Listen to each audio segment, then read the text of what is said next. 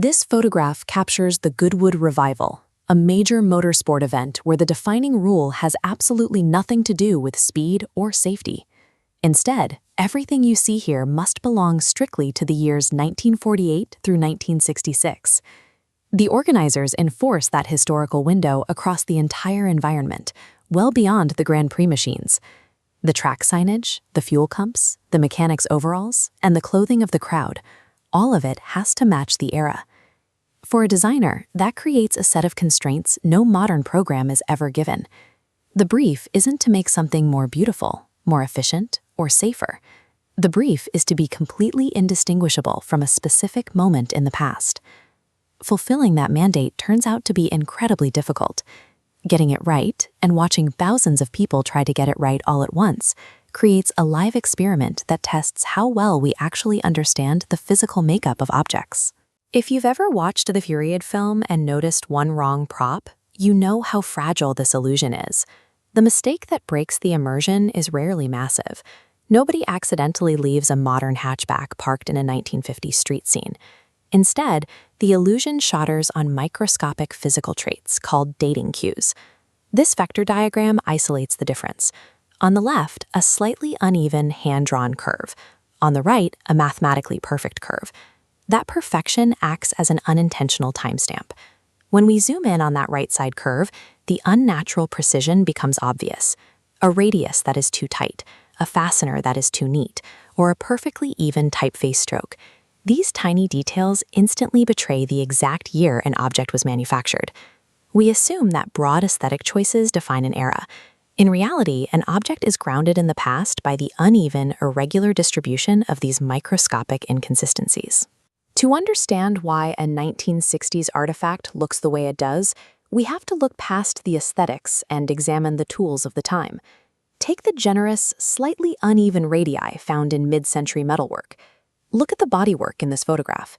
Those generous curves exist strictly because sheet metal was hand-formed over wooden bucks. The creator wasn't trying to achieve a vintage style. They were working with human hands. The same logic applies to visible fasteners and joints. Leaving screws and rivets exposed wasn't an industrial design statement. It was simply the standard, practical reality of how pieces were held together. This photograph of traditional Mexican ceramics illustrates the physical nature of historical materials. The grain, weave, and glaze colors drift from batch to batch. We read that natural irregularity as age. None of these features were deliberate style choices made by designers in 1962. They were the unyielding, invisible consequences of the era's manufacturing processes. This CAD mesh shows how modern software operates. Our tools have inverted past limitations, replacing human inconsistency with automated perfection.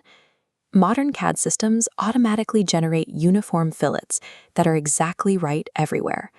Contemporary manufacturing techniques allow us to hide all of our fasteners perfectly inside the casing.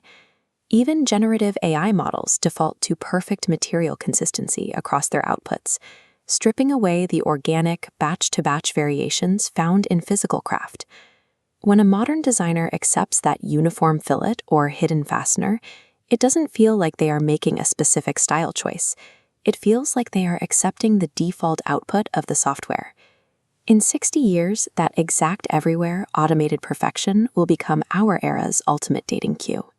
The work we do today is being time-stamped right now by algorithmic decisions we aren't even actively making. The defense against that rapid aging happens early, at the concept stage. This is the precise moment where an object's long-term survival is dictated, long before automated tools take over the geometry. The challenge is clear. How do you operate today to ensure a product survives a 60-year test, rather than immediately locking itself to this exact decade? The objects that endure are the ones built on deliberate structural choices.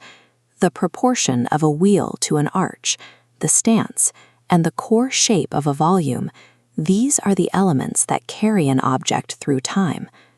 To build something truly timeless, a designer has to intentionally and aggressively separate their deliberate decisions from the automated consequences of their tools. There is a practical test for this. While still in the room, you have to ask yourself, which of these design decisions would I still defend if the manufacturing method completely changed? The reality is harsh. Whatever survives that specific question is your true design. Everything else is just the automated footprint of the year it was made. Design decisions are cheap as a sketch, brutal once tooled. See every angle before you build. This is Depix Design Intelligence.